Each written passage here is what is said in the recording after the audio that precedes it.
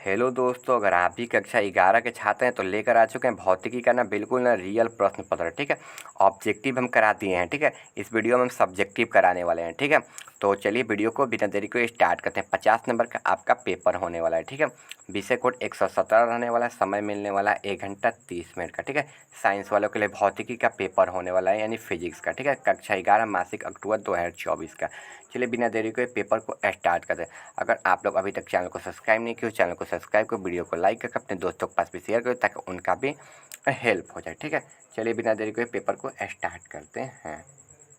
देखिए यहाँ से आपका है ना 1 नंबर क्वेश्चन स्टार्ट है। ठीक है, 1 नंबर क्वेश्चन दिया है, बीमा की एक रूपता की सिद्धांत क्या है। ठीक है, देखिए इसका ऑब्जेक्टिव क्वेश्चन बता दे रहे, ऑब्जेक्टिव क्वेश्चन हम करा दिए, जाकर आप लोग चैनल पर से देख सकते हो या फिर वीडियो के डिस्क्रिप्शन बॉक्स में एक चैनल का लिंक लगाया है। ठीक है, मेरा न्यूज़ चैनल वहाँ पर भी डाल दिए, जाकर देख सकते हैं। ठीक है, आप लोग देखिए 1 नंबर क्वेश्चन है, किसी बीमा की एकरूपता का सिद्धांत क्या है। तो देखिए किसी उत्तर है, किसी भौतिक समीकरण के बीमीय रूप से ही होने के लिए उसके समस्त पदों के बीमाएं एक समान होनी चाहिए। ठीक है, इस बीमाओं को एकरूपता का सिद्धांत कहते हैं। ठीक है, यानी कि किसी भौतिक समीकरण का बीमीय रूप का सही होने का कारण क्या है ना, समस्त पदों का एक समान बनाए रखना। ठीक है, यही बीमाओं की एकरूपता सिद्धांत कहलाता है। ठीक है, यानी कि छोटी छोटी बीमाओं को एक साथ जोड़ना।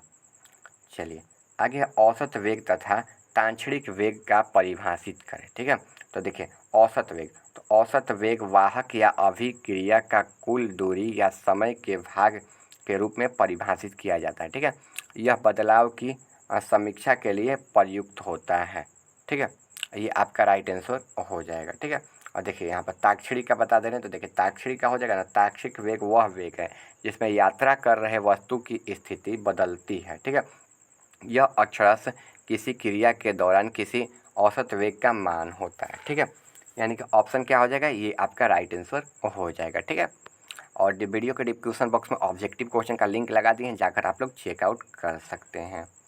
चलिए आगे है 3 नंबर क्वेश्चन, प्रक्षेप के क्षैतिज परास एवं महत्तम ऊंचाई का व्यंजक लिखे। ठीक है, तो देखिए प्रक्षेप का क्षैतिज परास, तो देखिए प्रक्षेप के क्षैतिज परास का गति रेंज। ठीक है, रेंज यानी दूरी होता है, रेंज यानी आप लोग दूरी बोल सकते हो। ठीक है, रेंज यानी दूरी, रेंज और महत्तम ऊंचाई मैक्सिमम हाइट होती है। ठीक है, मैक्सिमम मतलब ज़्यादा से ज़्यादा। ठीक है, और मिनिमम मतलब कम से कम। ठीक है, तो मैक्सिमम ऊंचाई के व्यंजक कहा जाता है। ठीक है, ये आपका राइट आंसर हो जाएगा।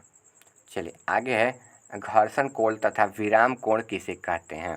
तो देखिए राइट आंसर हो जाएगा ना 4 का। देखिए यहाँ पर दिया है घर्षण कोण।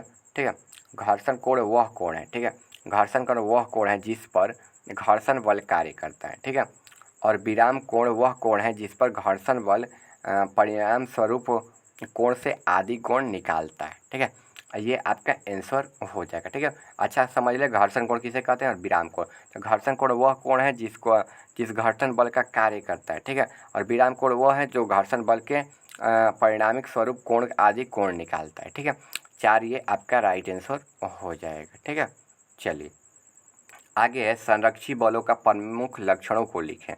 ठीक है, संरक्षी बल का, तो देखिए संरक्षी बल के प्रमुख लक्षण, या फिर यहाँ पर लिख सकते हैं संरक्षी बलों के निम्नलिखित लक्षण हैं, या फिर प्रमुख निम्नलिखित लक्षण हैं। ठीक है, तो देखिए स्थिरता हो जाएगा। ठीक है, स्थिरता में संरक्षी बल तत्व के स्थिरता को बनाए रखता है। ठीक है, आत्म संरक्षण, यह अपनों आप की हानि से बचाने की क्षमता होती है। ठीक है, 5 का ये आंसर हो जाएगा। ठीक है, चलिए और देखिए यहाँ पर हो जाएगा ना, परिपूर्णतः संरक्षी बल द्वारा विचलित बंधुत की दूरी वस्तु की पूर्णतः स्थिति में वापस लाना है। ठीक है, ये उसके बाद लिख लीजिएगा। ठीक है, छूट गया था वहाँ पर तो यहाँ पर लिख दिए हैं। ठीक है, चलिए आगे, प्रत्यय अवस्था गुणांक क्या है। तो देखिए प्रत्यय अवस्था गुणांक, ठीक है, वह मात्रा है जो दो वस्तुओं के संपर्क में एक द्विक्षीय संघर्ष के परिणाम स्वरूप केवल उन वस्तुओं की आपसी संघर्ष की योग्यता को प्रतिनिधित्व करता है। ठीक है, 6 का ये आपका आंसर हो जाएगा। ठीक है, चलिए आगे है यहाँ पर, कार्य ऊर्जा परिमेय लिखें।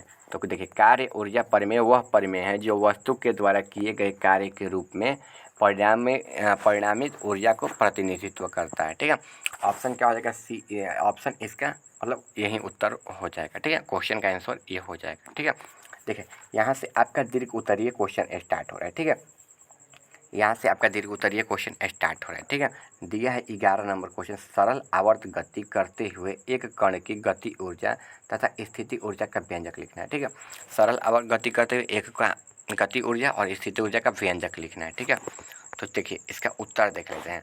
तो सरल आवर्त गति करते हुए एक कण की गति ऊर्जा बराबर वो 1/2, ठीक है, 1/2 mv के स्क्वायर। ठीक है, सूत्र याद कर लीजिएगा, ये सूत्र बहुत महत्वपूर्ण और VVI है। ठीक है, 1/2 mv के स्क्वायर। और स्थिति ऊर्जा का क्या होता है, तो देखिए स्थिति ऊर्जा का 1/2 kx का स्क्वायर। ठीक है, kx के स्क्वायर होती है यहाँ m कण के मास मतलब भार। ठीक है, मास को आप भार बोलेंगे। ठीक है, मास और भी गति। ठीक है, और के अस्थायी आवर्त संचालक और एक्स कण के वी स्थिति की प्रतिनिधित्व करते हैं। ठीक है, एक्स कण मतलब कोई कण है। ठीक है, उसका नाम ही एक्स है। ठीक है, आप लोग उसका नाम रोहन, सोहन, मोहन कुछ भी रख सकते हो, लेकिन उसका मान यहाँ पर एक्स रखा गया नाम। ठीक है, ये आपका आंसर हो जाएगा। चलिए आगे, न्यूटन के शीतलन नियम बताना है। ठीक है, इसे स्टेफन के नियम से प्राप्त करें। देखिए न्यूटन का शीतलन नियम यह कहता है कि एक वस्तु पर लगाए गए संबंधी बल या विभाज्य बल के कारण वस्तु की गति में परिवर्तन होता है। इस नियम के अनुसार एक वस्तु की त्रिभुजीय गति उस पर लगाए गए नेट बल के अनुपयोगी और बल वस्तुओं की दिशा लगाता है। ठीक है, ये आपका आंसर हो जाएगा। ठीक है, और स्टेफन के द्वारा देख लीजिए, स्टेफन के नियम इसके एक परिणाम है। ठीक है, स्टेफन के नियम एक परिणाम है जो कहता है कि एक बल पर लगाए गए बल वस्तु के त्रिभुजीय गति के परिवर्तन के लिए जिम्मेदार होता है यदि वस्तु पर लगाए गए सभी बलों की गणना करना है। ठीक है, चलिए या यहाँ पर लिख लिया, या समेश किया जाए नेट बल को शीतलता में परिवर्तन के लिए जिम्मेदार होता है या यही कारण होता है। ठीक है, अभिकेंद्रीय बल क्या है, अभिकेंद्रीय बल वह व्यंजक प्राप्त करें यदि कोई m द्रव्यमान का पिंड से त्रिज्या में वृत्तीय मार्ग पर चल रहा है तो उस कार्यकारी वृत्त के केंद्र की ओर आवश्यक अभिकेंद्रीय बल माइनस का mv²/r होता है। ठीक है, किसी पिंड के ताक्षणिक वेग और लंबवत दिशा में गतिपथ के केंद्र की ओर लगने वाला बल अभिकेंद्रीय बल कहलाता है। ठीक है, ये आपका आंसर 13 नंबर का हो जाएगा। ठीक है, और देखिए यहाँ पर इसके बाद लिख लीजिए, यदि किसी m द्रव्यमान का पिंड त्रिज्या के वृत्तीय मार्ग पर चल रहा हो तो उससे कार्यकारी मतलब यही आपका आंसर हो जाएगा। ठीक है, चलिए यहाँ तक आपका सारा करवा दिए हैं। देखिए इसका ना ऑब्जेक्टिव क्वेश्चन ना हमारा ना मिल जाएगा ना यूट्यूब चैनल पर, सेकंड चैनल एक है वहाँ पर मिल जाएगा, जिसका लिंक है ना वीडियो के डिस्क्रिप्शन बॉक्स में लगा दिए हैं, आप लोग वहाँ से चेकआउट कर सकते हैं। ठीक है, चलिए मिलते हैं अगले वीडियो। आशा करता हूँ आप चैनल को सब्सक्राइब करके वीडियो को लाइक करके अपने दोस्तों के पास भी शेयर कर दियोगे ताकि उनका भी हेल्प हो गया होगा।